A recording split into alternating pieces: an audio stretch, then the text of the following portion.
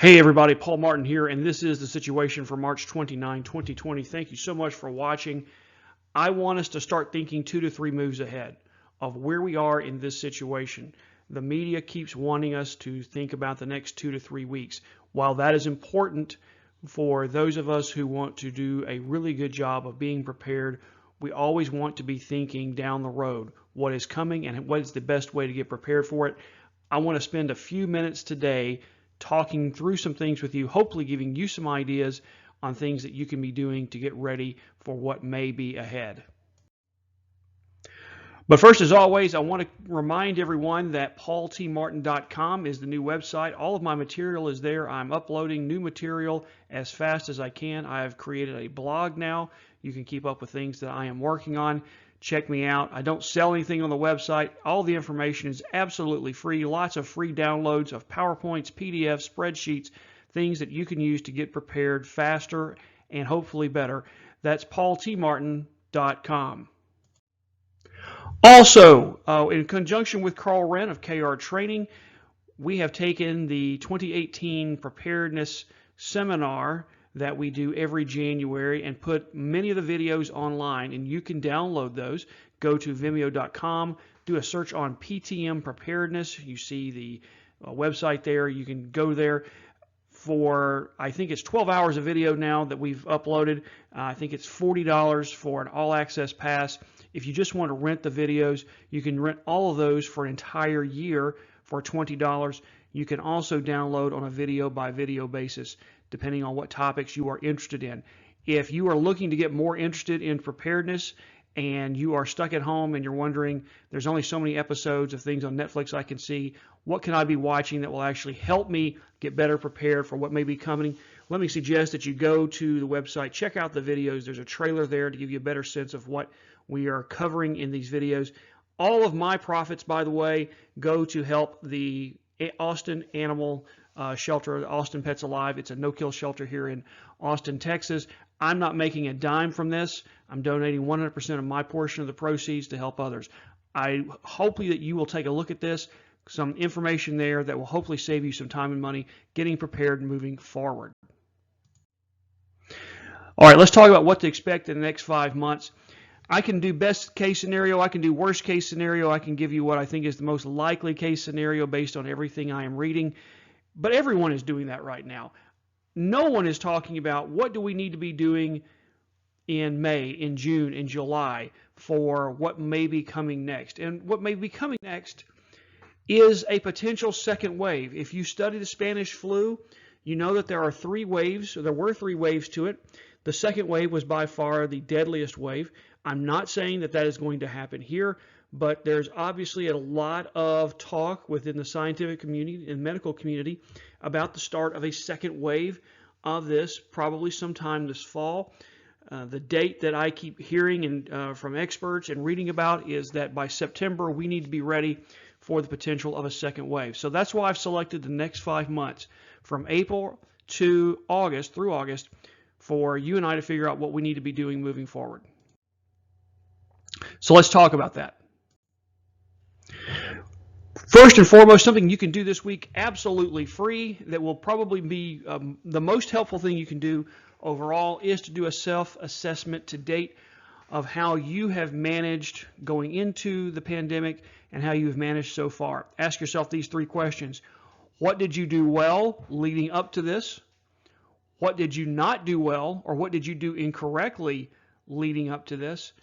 And what would you do differently moving forward? Now, if you want to see my scorecard, how I scored this on myself, go to paultmartin.com, click on the blog, and you will see an entry from last week where I give myself an assessment of what I did well, where I screwed up, and what I should have done differently.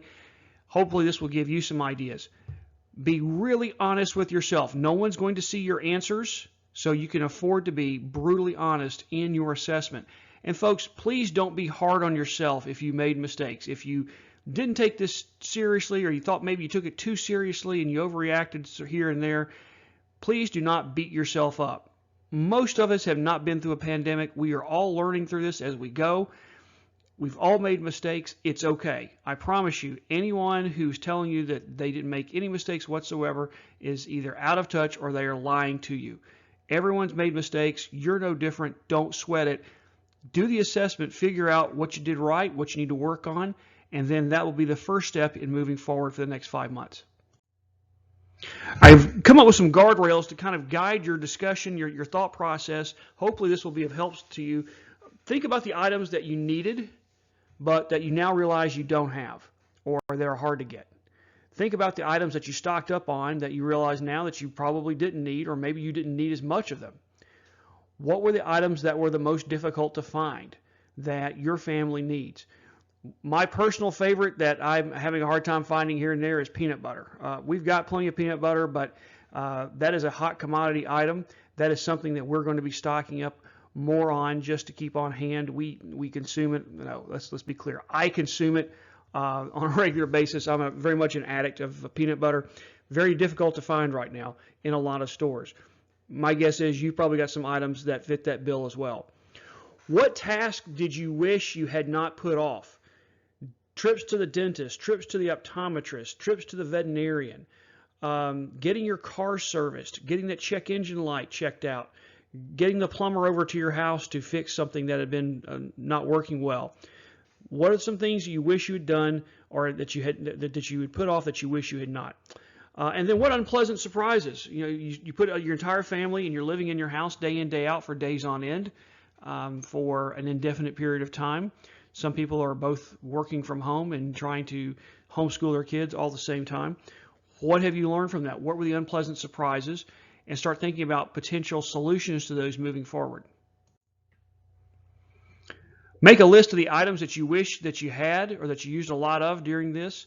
Take a good inventory. One of the best things I have done through the last 2 weeks is to do a thorough inventory of the food, the stored food, as well as the medications that we had. I had a pretty good sense of what those were, but when I really forced myself to do an inventory, I realized that there are some holes that I need to fill, and that there are some things that I've got plenty of that I don't need to buy for quite some time. I'm good on toothpaste, for example. I don't need to buy any more toothpaste for a long time. I have much more than I thought I did. Taking the inventory showed that to be the case. Create a plan to acquire these things in the next 5 months. The good news is that at some point, the restrictions that we're all living under will come off.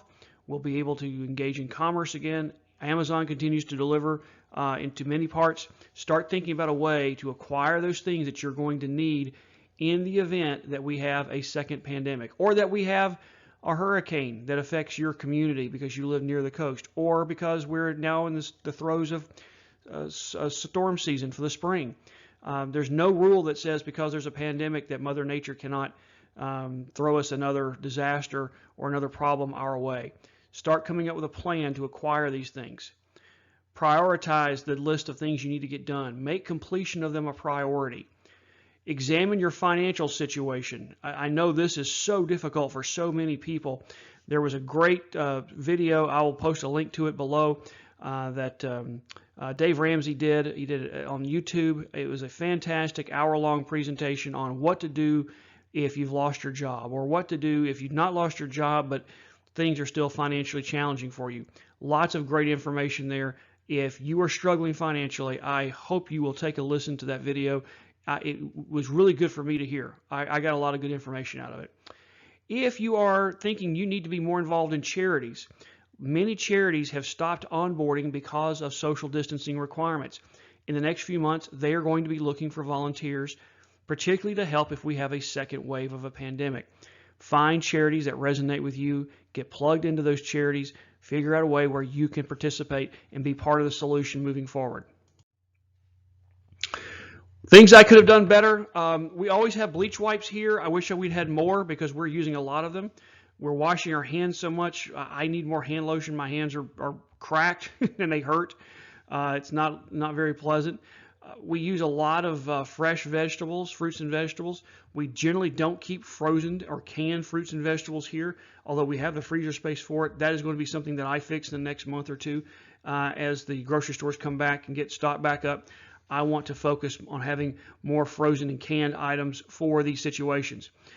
One of the things that we've learned that we need a better sanitation plan when we bring groceries into the house or we've been out somewhere. We're making that up as we go. We're getting much better at it, but that's something that we should have thought about earlier on. Like a lot of folks, I'm not working out as much. I'm not sleeping as well. My diet is not as good as it usually is. That is something that we're all going to have to be making adjustments to moving forward as well. Gardening. One of the things I want to start working on is indoor gardening, tower gardening. We really don't have a lot of space here to set up a traditional garden, but it would be nice to be able to have a source of fresh fruits and vegetables here that we raise on our own. It's just a good thing to do. It's interesting. It's a great hobby. It's something that I've been meaning to do, and candidly I've just been putting off. This situation has given me the stimulus that I need to be moving on that. And we talked about getting them onboarded with charities. I wanted to volunteer with Meals on Wheels. I thought that'd be a great opportunity to help people. Turns out they're not doing any onboarding right now because of social distancing. So unfortunately, I'm not able to participate in that. When things get back to normal this summer, that's something I want to get involved in so that if we have another emergency, be it a second wave or some other crisis that people need help with, that I will be in a position to participate and help others. If you are curious about some items, some things you didn't think about, let me give you a few things and a few action items and a few items to acquire if you are trying to get better prepared for this fall and the potential of a second wave. Hygiene items, laundry detergent, dishwashing detergent, spray bottles, just empty spray bottles that you can get on Amazon and fill with a water bleach mixture to help clean, keep surfaces clean of virus. Lots of opportunity here in the hygiene space to really improve your game. What foods did your family like? What foods were healthy for them? Make a list of those things so that you can have them on hand moving forward. Winter clothing. Lots of opportunities here to acquire winter clothing. A lot of it's going to be on sale here in the next month or so. Start thinking now, if my family has to be outside for social distancing or because we're helping others, or there's a winter storm and we're without power, we need more winter clothes. This summer is going to be a great time to go ahead and get that for your family. Adjust whatever, figure out what you need. You know, here in Texas, we don't need a lot of winter clothing. We're good. I don't need to go out and buy more winter clothing. But if you've got a growing family, this is something you probably want to get nailed down this summer rather than waiting too late. Pet livestock needs. Get your pets to the vet. I've had a lot of people say, I wish I had got more medications for my pet because I didn't realize it was going to be as challenging to get medications during this. Start thinking about and having those conversations with your veterinarian about what you need to be doing to get ahead of the game should we have another wave and more restrictions or some other limited number of restrictions moving forward. Winter storm needs, we kind of touched on that. If you have a winter storm during a pandemic, that obviously complicates things. Be ready to shelter in place in those situations where not only do you have a winter storm, but social distancing makes it difficult to get help in those situations. Actions: get checkups, go to the dentist, go to your optometrist, go to your family practitioner, get healthy, get the vaccinations that you need. Start thinking about getting more fit now. I can tell you that my wife and I are both working outside more because we have more time. That becomes our fitness routine, but we find that on Monday mornings we tend to wake up a little sore because we've been out gardening. I spent some time on the roof today doing firewise mitigation. I'm probably going to be kind of sore from doing that. So start thinking about ways to get in better shape moving into the fall months. Preventative maintenance on your home for cold weather. If you've got items you've been deferring and you think that you need to get a handle on that, just think during another set of restrictions, social distancing, lockdowns as they are commonly called, and you need someone to come work on your furnace, someone to come work on your plumbing or whatever, they may not be able to do that during a second wave of a pandemic. Figure out now what you need to get done. Get your preventative maintenance done this summer. Talked about gardening earlier. If this is something of interest to you, this is a great time, particularly in the summer, to get started on that. And then come up with a financial plan. What is the plan? There's lots of great books, lots of great resources. Do not minimize that. Be very purposeful in your financial planning moving forward. So the takeaways finally, the next month, guys, April of 2020, it's going to be a very challenging month all across the country, particularly next first couple weeks of the month in terms of the virus and the count. Hopefully we can really turn the corner here, let the weather warm up. Hopefully the social distancing will start to pay off, and come later in the month we'll be able to get out from some of these restrictions. If you can help others that are suffering right now financially by volunteering, by simply picking up the phone and calling people who do not have a big social network, I hope you will consider doing that. This is what citizens do. This is what patriots do in times of crisis in our nation. We pull together, we help one another. This is absolutely no different than that. Please know this second wave is a very distinct possibility. It is my hope that with the research we're doing now, that we're going to have some antiviral medications that's going to help. Hopefully we'll make some progress on the vaccine. We'll see what social distancing measures work and what don't work, and hopefully we'll have a better set of protocols so that we're not under such restrictions, such difficult restrictions moving into the fall and winter. I don't know if that will be the case. I am optimistic that we will have a better sense of how to get a handle on this moving into the fall. But we still need to remember that a second wave of the pandemic is in fact a distinct possibility. Our ancestors have dealt with these pandemics before. They've had other challenges of their own. We are not exempt from that. This is ours. This is what we are going to be talking about for months and years. Our kids are going to be learning from this. Our kids are already learning some wonderful lessons about being resilient, about coming together as a family, about a sense of community and a sense of neighborhood. So let's keep on doing this. Let's keep on staying prepared, and let's not let the next 2 to 3 weeks dictate us as people in the preparedness community. Let's start thinking 4 to 5 months down the road and how we can get better ready for whatever is coming next. As always, thanks for watching. Appreciate it. Again, check out the website, paultmartin.com. I appreciate your time and attention. I hope this has been of some help to you. And as always, God bless America.